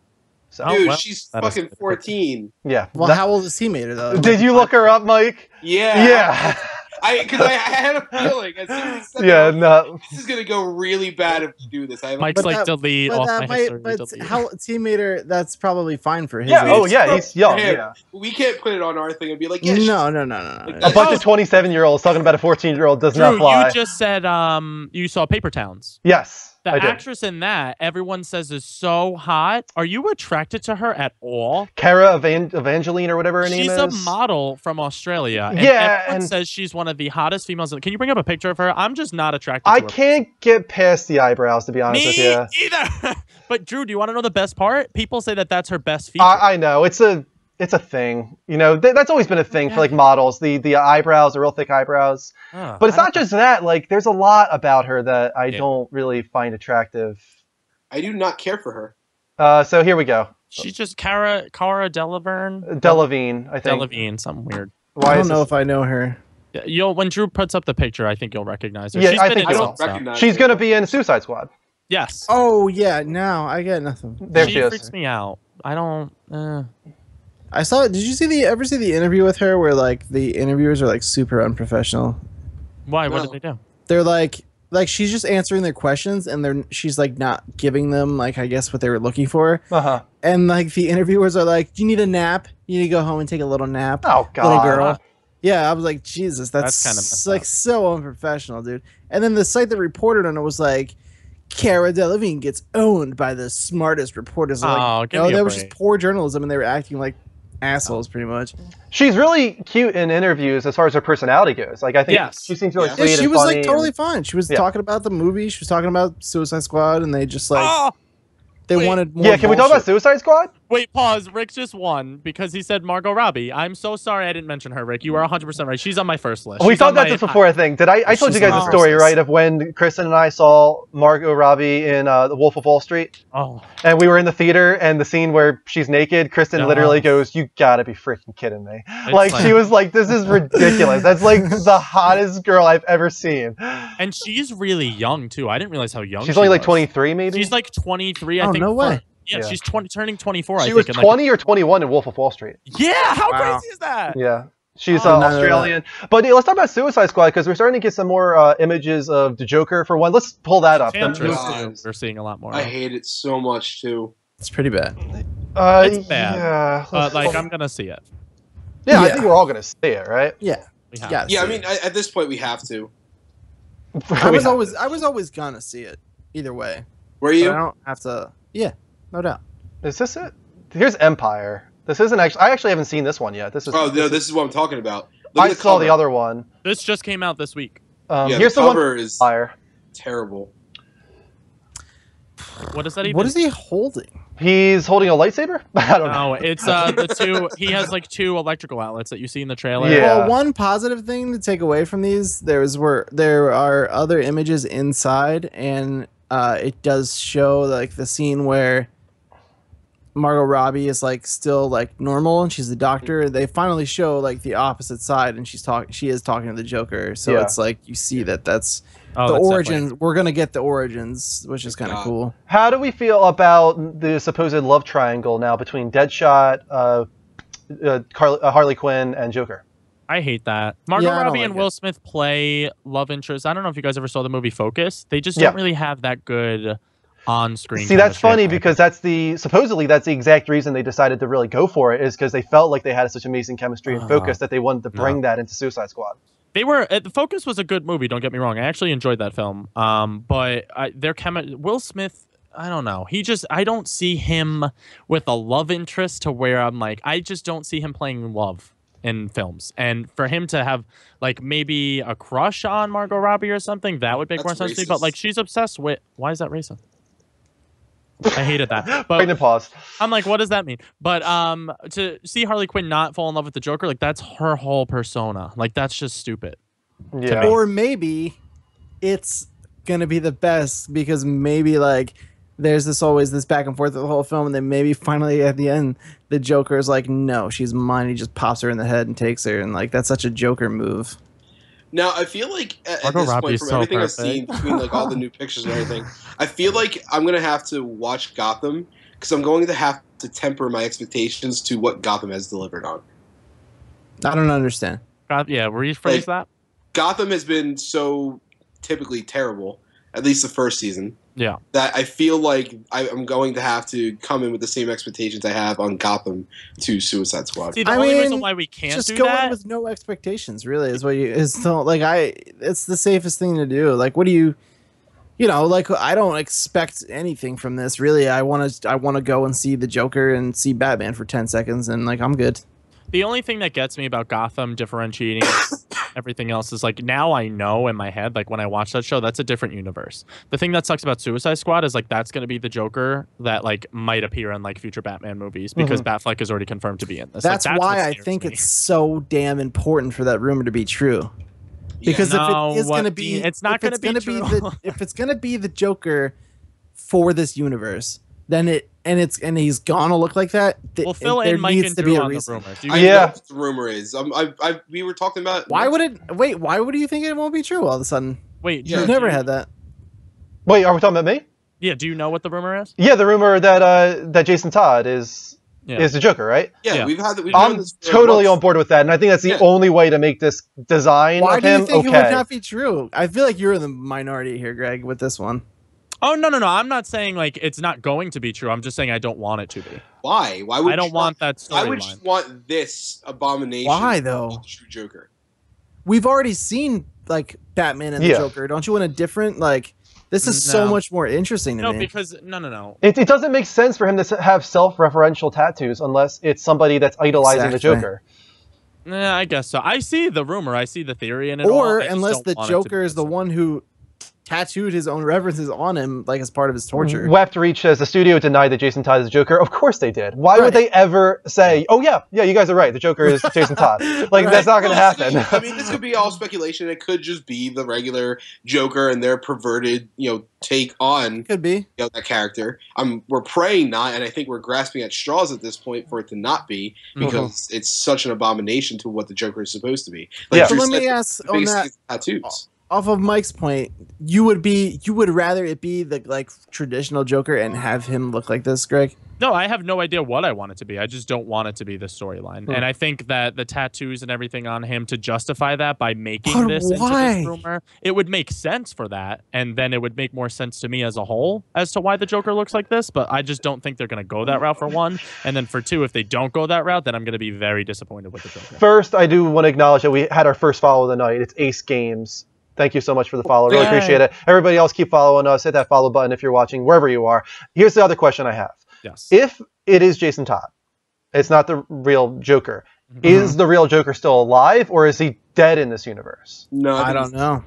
I think the Joker, if this isn't the real Joker, comes in at the end of this movie and kills Jason Todd once and for all, and then that's how we see the Joker in the rest of the series. Remember how I posted the link and I was late on it. You guys were talking about, I guess, a while ago already, but the whole thing about how Deathstroke is really Ben Affleck's character and everything like that. You know, I get that that's not the realistic thing, but the one thing I did take away from that is that it's in the same universe, which should kind of be interesting because that would, you know, make sense to why they would use Jason Todd instead of, you know, going back to the original Joker. But it's someone brought up like, well, they are doing the origin story of the Joker at him at, you know, Arkham Asylum or, you know, in front of Margot Robbie's character, but they never did an origin for Heath Ledger's Joker, so it still could be in the same universe. But that's not the origins for the Joker. That's the origins for Harley Quinn. He's already locked up in the asylum for being the Joker, I'm assuming, because Batman's already old. And this is completely unrelated to Nolan's universe. There's no comparison between the two, right? So we know a lot of that the stuff for the theories that you're talking about, Mike. I read that same article too, where they tried to prove that Slade Wilson was this thing, like the resemblances and stuff. A lot of that could just be disproved. It was kind of like reading that. I was like, this is like, what do they call the term when you click on? What is it called? Clickbait. That's exactly what that article was to me. Yeah, I guess.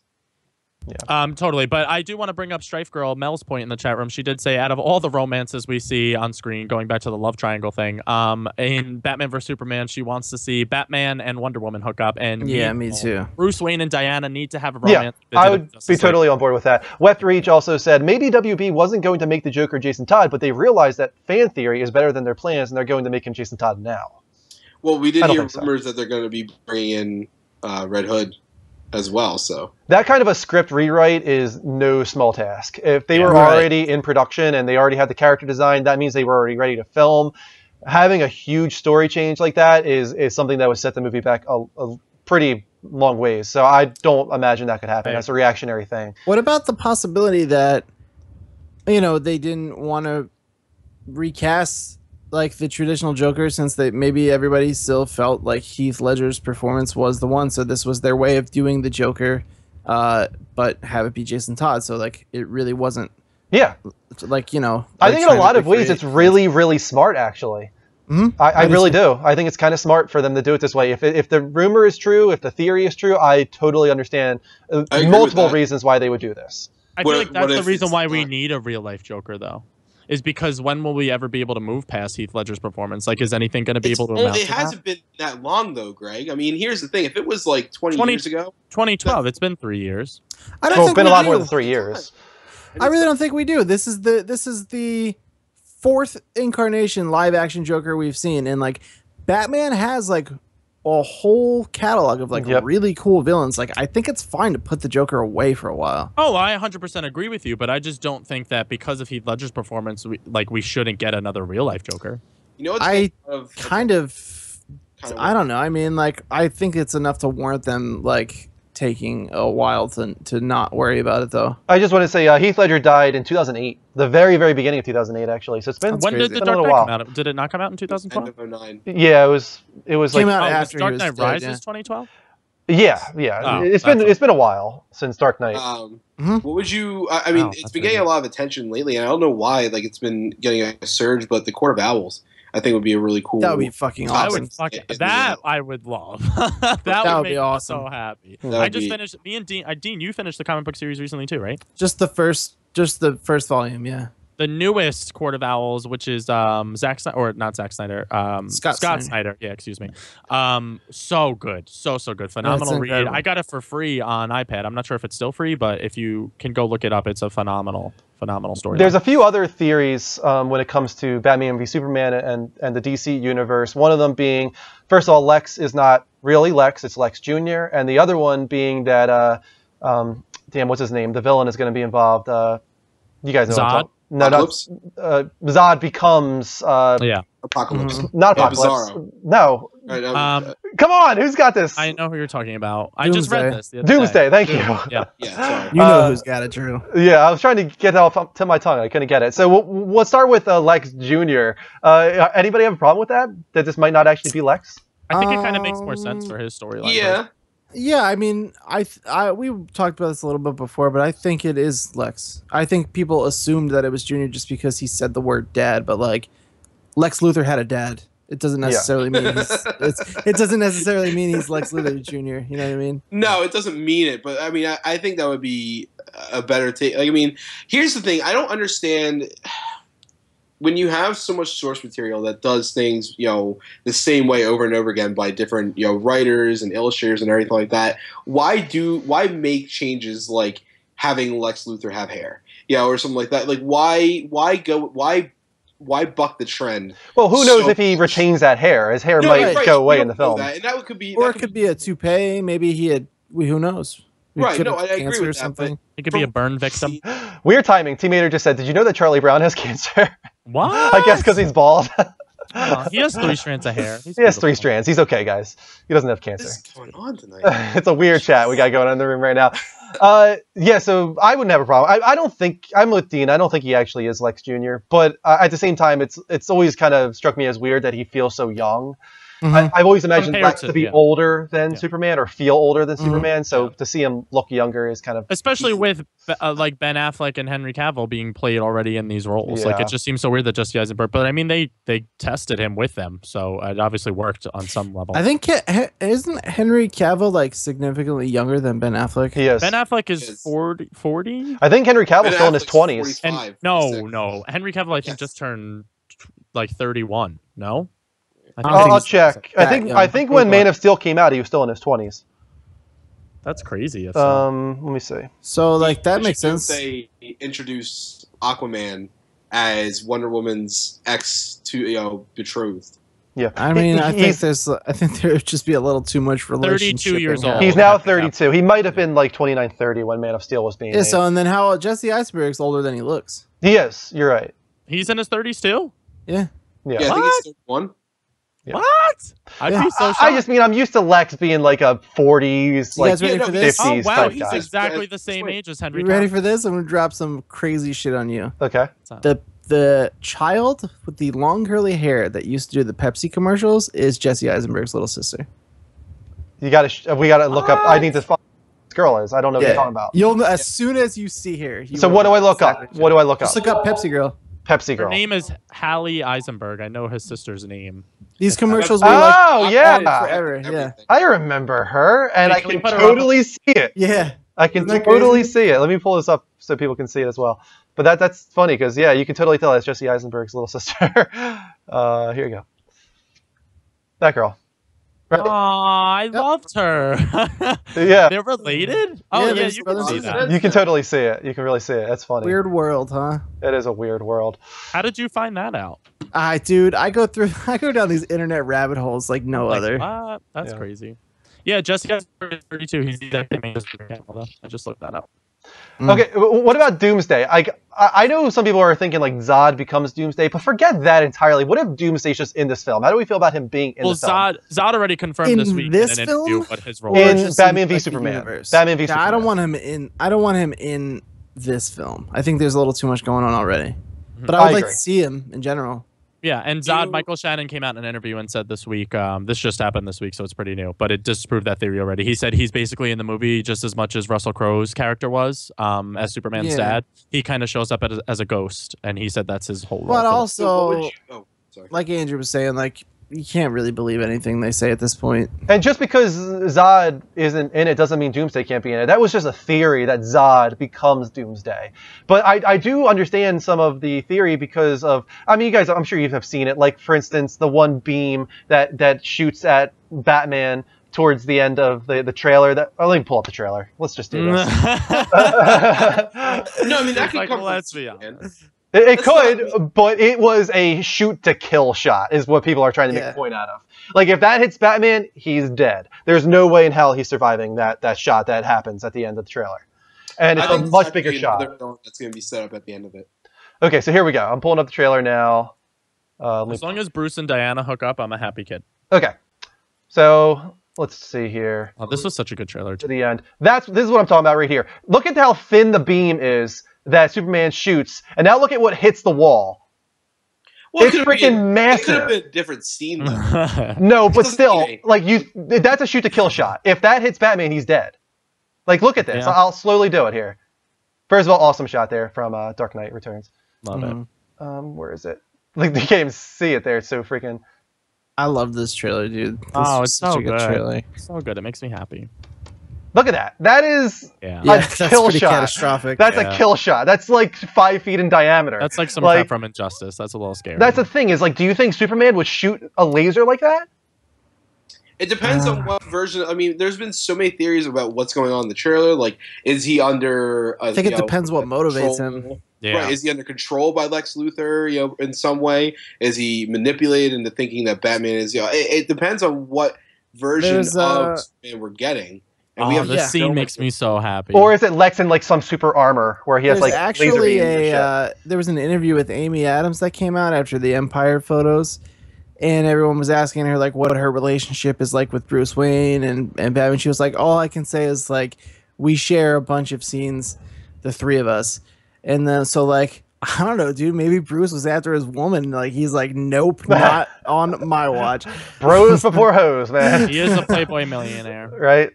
So like, my theory is actually going towards the reason that the Justice League gets united is Lex has gotten control of the ship, which retains all of the information that Krypton has stored about the entire universe and everything, and he has gone and started to make the early beginnings of Brainiac.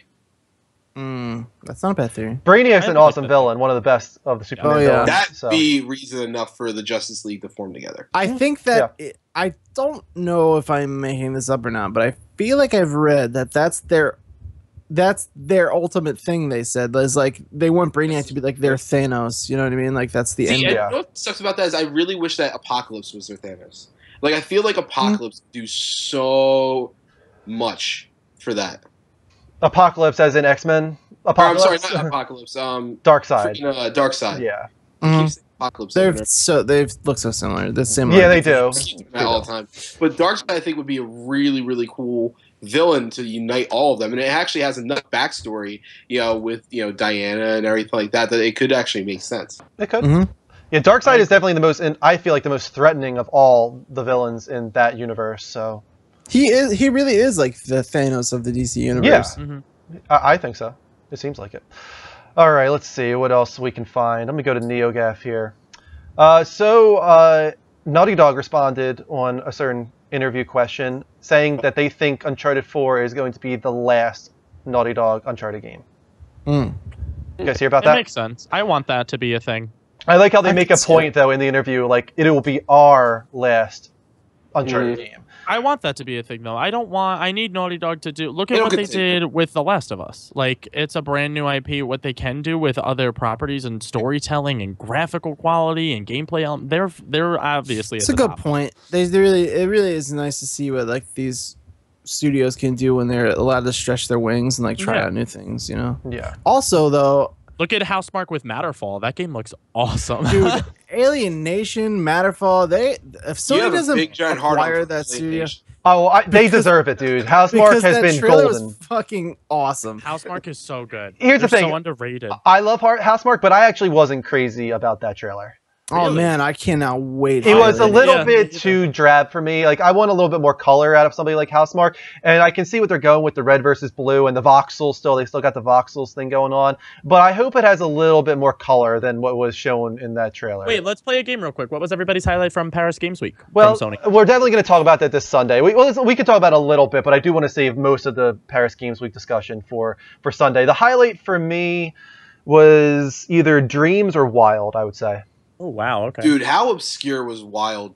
Like, I never expected to be watching a press conference in France where a dude rides a bear and then controls a bunch of crows only to ride the bear into a bunch of people and think, yeah, this makes sense. Wild seems very wild to me, no pun intended. It just, I don't know if they can get that to...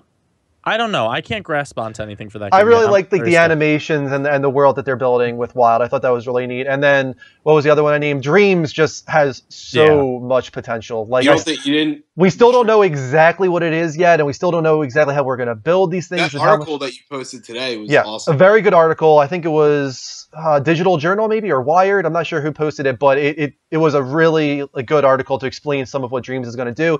And the most interesting part, and again, we'll talk about this on Sunday, but the idea that you're going to be able to export stuff that you create in Dreams to programs like CAD and Adobe, and even making films out of the stuff that you use in there. And you can even 3D print supposedly the stuff that you create in Dream. So that's awesome. It's a really creative thing. For that polar bear, I would so do that in a second. So what about for you, Michael? I'm surprised you didn't say Detroit. That's mine. No, that's mine. No, not my most. No, not at all. Oh, that's totally mine. Why? Mine is Detroit Matterfall. What about it didn't like? What was it that you were just like, yeah, I don't care? I could love it when it comes out, but right now what we have to go off of is something we've seen a million times. I mean, was there not enough rabbits? It would have helped if they were good animated rabbits. But here's the thing: I feel like we just came off of this movie Ex Machina. We've got this show on TV called Humans. Like it feels Mr. a little Robot, bit iRobot. like overdone at this point. And I really love the Kara demo, but I feel like they're making this game for all the wrong reasons. It's like Kara had 27 million YouTube views. It didn't have that many YouTube views because it was like, oh, I want a game out of this. It had that many YouTube views because it was a peek at what the PS4 would look like graphically, and everybody was just going nuts over how graphically impressive it was. It wasn't like, oh my god, I need this to turn into a game. It was just like, oh my god, look how cool that looks. You know what I mean? But at the same time, I think it could be really cool. I think Detroit is a really cool area to host the game, and I think it has a lot of potential in that regard. I didn't think graphically it actually was like. I personally, I wasn't like, oh my god, this is the most graphically impressive thing ever. Really? I thought it looked good. I thought it looked damn good. Yeah, I thought it looked good. I'll put it up on the screen for you guys. When she facial speaks at the animations end, were the most like when impressive. she finally turns and her voice matches up with the actual character model, I was like, holy mother of God. Did we ever like, figure out what her name that's is? insane. Uh-uh. Her name is yeah. Kara. No, Yeah. with Is the it not? actress that plays her. You can look it up really quickly right now. It's pretty easy to find. She was from what's it called? The one on Fox. Yeah, I'm trying to remember her name. Oh no, she was from The Following. Yeah, that's what I'm saying. Yeah. That's who it is. That's who. Yeah. All right. Yeah. Okay, so I will agree that this last shot is really, really good when it comes to the animation, the facial animation. The way she closes... Oh, do I have it up on the screen? Hold on. Nope. No, not yet. Let me bring it up first so you guys can see it. So at the end here, God. the thing that really impressed me was when she closes her eyes. Watch when she closes her eyes right here. That really is really impressive. And that's such a small thing, right? But eyes are the windows to the soul. But no, eyes are really hard to do, right? They're really hard to nail, and they really nail the eyes in that moment. The way she closes them there is really impressive. Drew, you're I right. really That's think you're going to be eating your crow when it comes to Detroit. Like I said, it has nothing to do with me not like this could be a 10 out of 10 game. No, I'm just saying what we have to go off of right now Right. is It was- entirely like a story trailer with not the best writing, very David Cage writing, who is not the best writer, let's admit it. True. It's just like I don't really trust him that much, but I am kind of happy that he's not the main writer on this game. He's actually co-writing it and co-story telling it with a few other people. So that actually gives me more faith in this game than anything else, because I feel like he is very ambitious, but I feel like he is not the best writer. He's very passionate, and you could tell that with all I of his didn't games, really but, care like, the for story. for that honestly. For personally. Detroit. Yeah, I didn't do anything for me. It looked cool. What was your That's highlight, about it, Dean? though. Probably Horizon still. Yeah, I mean, Horizon looked awesome. I mean, Horizon looks amazing. Between Horizon and Matterfall. both Housemarque. Alienation, I was so fucking stoked for Alienation. The Horizon demo because I came to the conference late. So did they show the demo where the guy from Gorilla was sitting there and saying, "In this, it has RPG elements and this and this and this." It was. Did you guys I get don't that know. As thing? far as I understood, it's the demo that at E3. It's the demo that they were showing. Mike, it is that the exact people thing. behind All right, closed doors. So the only thing I'm going to say on that, and I know this is being, not looking outside of it, but that guy needs to understand that we know how RPGs work. Mm-hmm. And you don't need to tell me that what hit points are. Can I just Like, is somebody crackling something, or is that the mic? I have no idea. I'm hearing like a crackling. it is a crackling, no doubt about it. Yeah, It just- stopped when It Mike stopped puts his just now. hands up. So what do you got, Mike? Okay, there we go. Okay, we're good now. We're good. I was just making sure the crackling wasn't there anymore. Go ahead, Mike. What were you saying? No, I was just saying that I don't understand why we needed an 8-minute trailer for only 5 minutes of gameplay. Like he was explaining, like these are hit points. Like no shit, dude. Yeah. Trust me, I know what that is. He's just drilling home that Horizon does have RPG elements. But like, did anybody think it didn't? But yeah. I think some people didn't. I think If a lot it's of people from- thought it was just like an open world action game. That was the first time we saw any of the HUD, the HUD elements too, or If the it's UI. from like E3 though, then E3 is for shareholders. In which case, that demo was recorded for people who don't probably know that kind of shit. Yeah. That's true. No, this was the one from Paris Games Week. Yeah, but the demo that they showed at Paris Games Week was the demo that they showed to At press E3, behind closed doors at E3. Yeah. And now they're showing it to the public. Yeah. To summarize, so for me it was probably Dreams or Wild. For Dean it was Horizon. For Greg it was Detroit. And Mike, was it Detroit for you as well? I don't know. I don't know if it was Detroit or Horizon because I mean I liked everything I see of that game.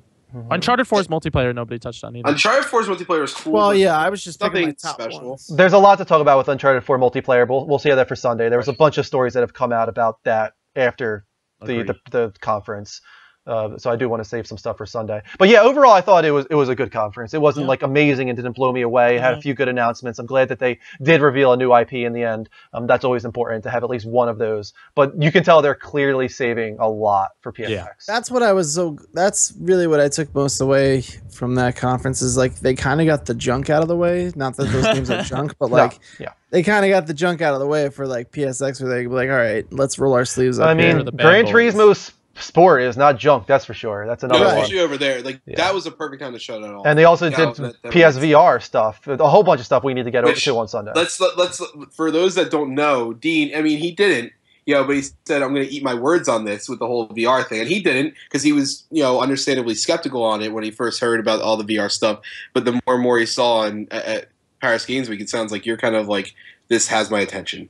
It looks impressive. It really does. Yeah, I mean. It's sad because like I just can't afford like another $300. Oh no, and I get that, but before you were just like, I think you even had said even if you could afford it, you would have no interest. I don't think I will really buy one still. Honestly, I am impressed at this point, but it's still not something that speaks to me personally. I would buy one for that's what the one I forgot to mention, Robinson the Journey. That game looked I didn't know about what the hell it was, what it meant to do, but it looked it looks CGI the biggest to me, thing that's like got me excited about it honestly is the concept or the prospect rather of like being able to watch movies like that. Honestly, more than games like that kind like of that for Jurassic World or something. Yeah, I might get like kind of eaten alive for it, but when it comes to games, like I don't really want normal games with VR.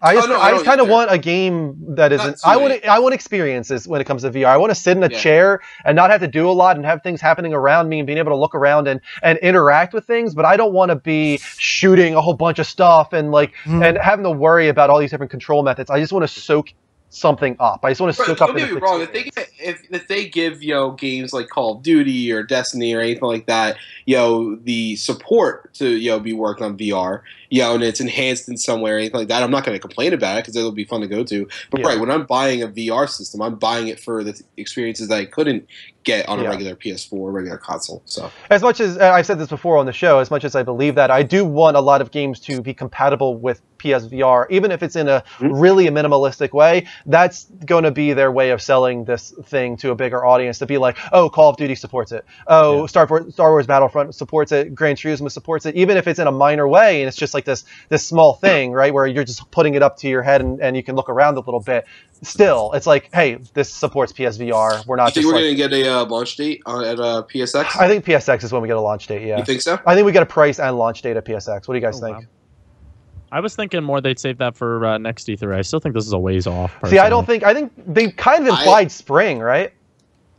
Well, yeah, I was actually thinking we're going to get a date. I actually don't think we're going to get a date at PSX. No. I think we're going to get a full unveil of the final system. I feel like we're going to get an unveil of what's, what will come with it. But I think the price point and the delivery date, I think, won't be until GDC. I feel like E3 would be a good time to do like. See, I don't think they wait that long though. Yeah, I think it's going to be really late in the year though. Well, I mean, why not? Then it's coming out just in time for holiday 2016. That's what I'm thinking too. Yeah, I'm thinking they're going to save it for holiday of next year because a lot of their big games got delayed into the beginning half of next year. I think I don't think that would be the approach that Sony would want to go with this because I feel like they are going to still focus it a decent amount at the very beginning, at least, on games. I think it's going to be a mesh of both, but I think what they're going to, my prediction of what they would do is they would launch it sometime middle of next year, let it go through the summer, and then do like holiday bundles, like buy this, buy the PSVR and get, 4, exclusive Sony movies for free, or something like that, where they're going to bundle everything together, at holiday. They're going to let the sales peak up and gain interest. That's the thing that scares me, though, is because they kind of did that with Vita, and they kind of let it sit, and then they tried to do it with bundles, and then they let it go to crap. So I don't want them to do that with this. I want them to come out of the gate and be like, listen, guys, like, it's coming out. It's going to be $199.99 by itself. Or it's going to come with this bundle that's going to be beautiful in every way, shape, and form. Do you really still think it's going to be $200? I don't think it's going to be that at all. I want it to be that. When I say that, I don't mean the exact price itself. I just need them to do something that's going to make it like, holy crap! Like I can afford this. I would buy one for $200. That's what I'm saying. I think a lot of people would buy one for $200. Oh yeah, that's what I'm saying. Yeah. The one thing that does make me think maybe it's going to be later than spring, which is what they originally implied, is No Man's Sky release date of June. Because I always thought that was going to come earlier than that, and now that it's coming in June, it really makes me feel like they're timing it with something, and maybe that thing they're timing it with is PSVR. We've all speculated that it could be a launch title for PSVR. What would you do if it was E3? If it was like they actually do give the price and date at E3, and it was one of those mic drop moments, and it's like, and on top of the price point and the great bundle it's coming with, PSVR will be able to be purchased in stores starting this Friday or something like that, and bam. It depends on if we have enough like marketing before that. This needs to be marketed. This isn't something that you can't market. This is like a new PSTV. Yeah, this is a new peripheral. This isn't like an established game series or something like that. They need to really put a big marketing campaign behind this. And honestly, I don't think No Man's Sky is going to be the thing that sells this. Gran Turismo is going to be the thing that sells this. So? That's another thing that was confirmed this week, is that Gran Turismo Sport is supporting PSVR. That's huge. Yo, just get the marketing team from CBS's Supergirl, because that was the highest rated superhero show ever in the world for that premiere. Yeah, Jeff really was Bush has a high arm for him. What was that? Hear that? I said Jeb Bush really likes her. God rest your soul, child. And wasn't the other one, Gran Turismo Sport, wasn't the only one announced. Drive Club also is probably going to be getting PSVR support. The one that's not getting any support for in a little while? It's getting support yesterday. Yeah, I was what are you talking about? It got Drive Club bikes. Just came out. Yeah. I thought we had a story where they weren't supporting it anymore. No, they're really pushing really hard with Drive Club now. Literally, they announced Drive Club bikes and released it that same day as announcing it. Which is just like motorcycle add-ons. Yeah, and stuff, right? and a lot of people are really happy about it because there's not a lot of motorcycle racing games anymore. I'm gonna check that out actually. Burnout Paradise was my favorite motorcycle racing game. Yeah. So it is 10:58, so we should probably start wrapping close the up. show with Milky Milk. We cannot and say we did. I don't want to get copyrighted in the last 2 minutes of this show. And my voice is just way too similar to Miley's, so I just don't want to So true. We got we had 35 people in the room maximum at one point. We got a few follows. Thank you to Ace Games, and then Teamater Show and Teamater Show 2 followed us. Thank you to those refollows, I guess, if you want to call them Kojima? That. If there's anybody new in the room right now, don't forget to hit that follow button on twitch.tv/The Level Up Show, or if you're watching on the PS4 Twitch app or live. Nope, you're not watching live from PlayStation. We're not doing that anymore. Screw you guys. What is live from PlayStation? What? We don't care about that shit anymore. Whoa. No, we will do live from PlayStation with most of our other streams for a little bit of time still. Mike? Hit the heart. Trying to see if I can sync it up. Nope, I can't sync it up. It's not happening. It's not happening. I give up. It's way harder than you think it would be. It's mirrored. Dean's watching you two the whole time. I'm just watching Dean's face. He's watching you both, and then he goes, Don't forget also, we're on Twitter, guys, at the Level Up Network. It's right at the top of the screen right now. Follow us there, and also tweet at us with hashtag on the spot if you want to be a featured question on a Sunday show or on our 24-hour marathon. YouTube at the top of the screen right now, youtube.com/Level Up Show. Subscribe for Dean and Greg's Power Up Superhero Show. Facebook at facebook.com/The Level Up Show. Like us there. We don't really push that anymore, but still do that. After that, what's next? All of our tweets go to our Facebook, so just in case you don't have a Twitter, guys, all of our stuff is on Facebook, just in case you're not. The levelupshow.spreadshirt.com if you want Level Up themed hoodies, muscle shirts, mugs, and more. If you want to make a one-time donation to the Level Up Network, you go to twitchalerts.com/donate/the Level Up Show.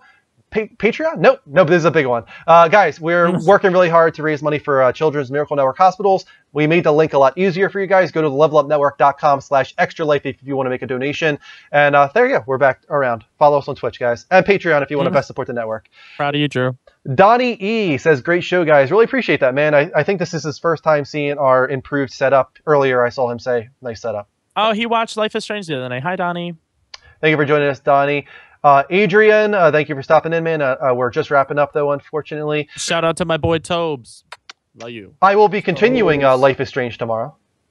Oh, I'm so excited for you. Wait, you didn't finish. You're going to have to do 5 minutes of the end of episode 1. Yeah. And then you're going to start episode 2. Exactly, yeah. Yeah. Okay. So yeah, I'll finish off those last couple minutes of episode 1, and then I'll move right into episode 2. Greg for his just in case, Drew, by the way, as you're going through and playing it all, just in case you're like skeptical on when the episode's gonna end, if you can't feel it out, they're all about 2 to 2.5 hours at the most. I've never not complete, and that's me who goes through every little thing, has had every conversation.